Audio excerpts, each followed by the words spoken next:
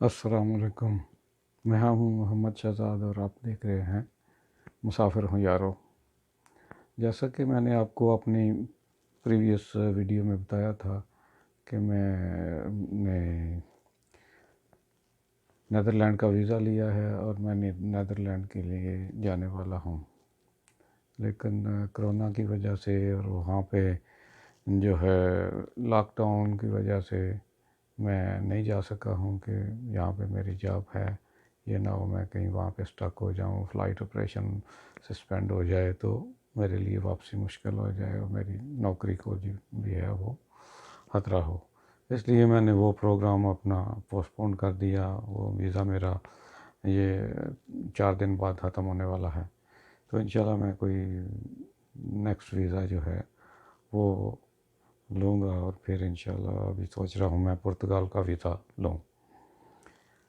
तो in between जो है मेरा एक कोलीग है, उसने मुझसे मशवरा किया। वो सऊदी है लोकल, तो वो कहने लगा कि मुझे जो है वो ब्राज़ील के वीज़े के बारे में आप रहनुमाई करें।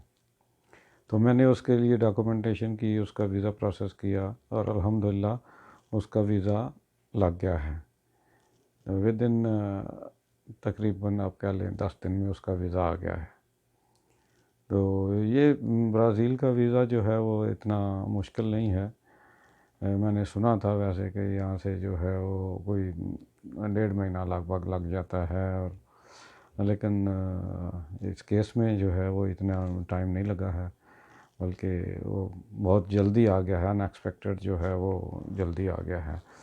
तो हमने पहले तो एम्बेसी से रब्ता किया। एम्बेसी की वेबसाइट पे जाके उनका ईमेल एड्रेस दे के उनको ईमेल की, तो उन्होंने बताया कि आप इस तरह अपना प्रोसेस करें, ऑनलाइन जाके फॉर्म फिलअप करें।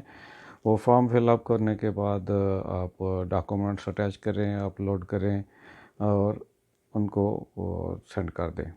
उसके बाद एक प्रिंट आउट जो है वो निकलेगा, वो आपके बार कोड के साथ आपके फ़ोटो और पूरा आपकी रिक्वेस्ट फॉर्म होगा, वीज़ा रिक्वेस्ट फॉर्म होगा।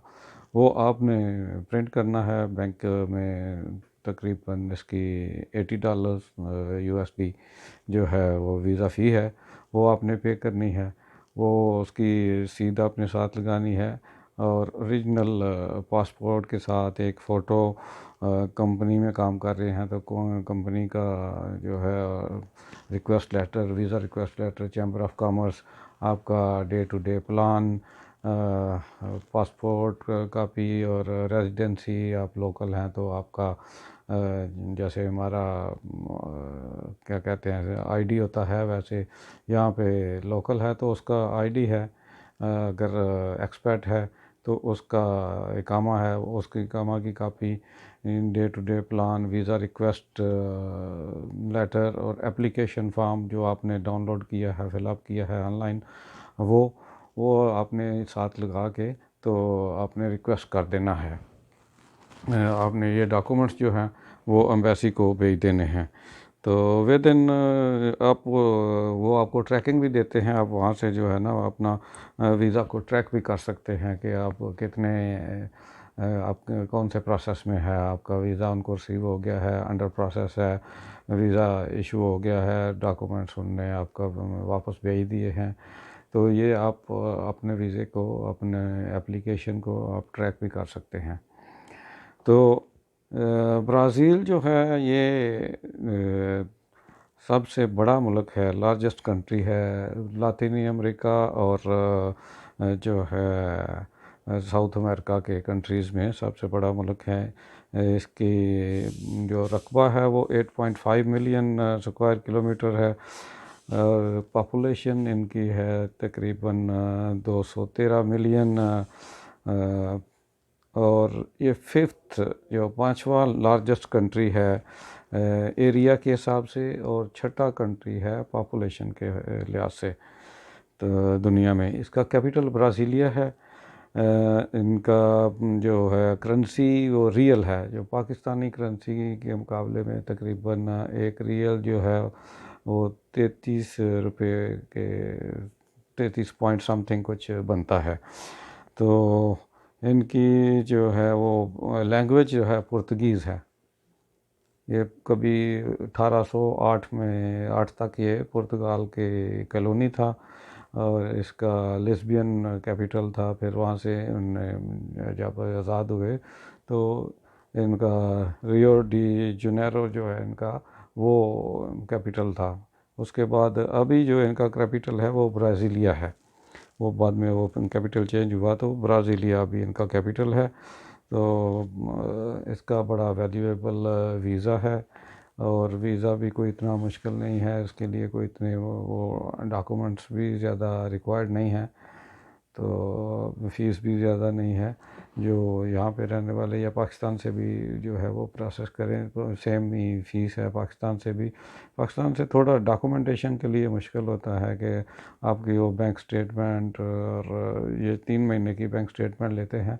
वहाँ पे वो आपको जो डॉक्यूमेंट्स चाहिए होते हैं बिज़नेस के हैं तो बिज़नेस के डॉक्यूमेंट्स भी प्रॉपर नहीं होते वहाँ पे हमारे लोगों के पास। तो ये थोड़ा मुश्किल होता है। यहाँ पे जो है वो बैंक स्टेटमेंट मुश्किल होती है या कंपनी या आपका जो कफ़ील है कोई उसका लेटर चाहिए होता है चैम्बर ऑफ कॉमर्स से अटेस्टेड जो हो। तो इसके अलावा रिक्वेस्ट लेटर, होटल बुकिंग, आपको एयर टिकट टिकट बुकिंग चाहिए, आपको टिकट ख़रीदनी नहीं है, और कंपनी लेटर, ये चीज़ें नॉर्मली जो हैं वो अरेंज हो जाती हैं। सिर्फ एक दो चीज़ मुश्किल होती है जो हमारे लोगों के लिए, वो बैंक स्टेटमेंट और जो कंपनी का लेटर है। बाज़ कंपनियां जो है वो इस तरह लेटर नहीं देती हैं वीज़ा प्रोसेस के लिए या इस तरह के जो है वो मामलात में जो है सपोर्ट नहीं करती हैं कि बंदा कहीं भाग ही ना जाए। लेकिन अगर आपकी कंपनी में अच्छी रेपुटेशन है, आप पुराने हैं और आपकी पोजीशन है कंपनी में, तो कोई मुश्किल नहीं है, आप अरेंज कर सकते हैं ये डॉक्यूमेंट। वो कंपनी का लेटर जो होता है उसमें आपकी नाम, डेजिग्नेशन और date of joining, position, salary, ये चीज़ लिखी होती है। और अगर कंपनी की तरफ से नो ऑब्जेक्शन होता है कि ये अगर विज़िट के लिए जाना चाहता है तो हमें कोई इतराज़ नहीं है। तो इस तरह आप ये इजीली वीज़ा ले सकते हैं। तो दुआ में याद रखें। तो मिलते हैं फिर एक नई अपडेट के साथ, किसी नए मुल्क की इंफॉर्मेशन के साथ। अल्लाह हाफ़िज़, अस्सलाम वालेकुम।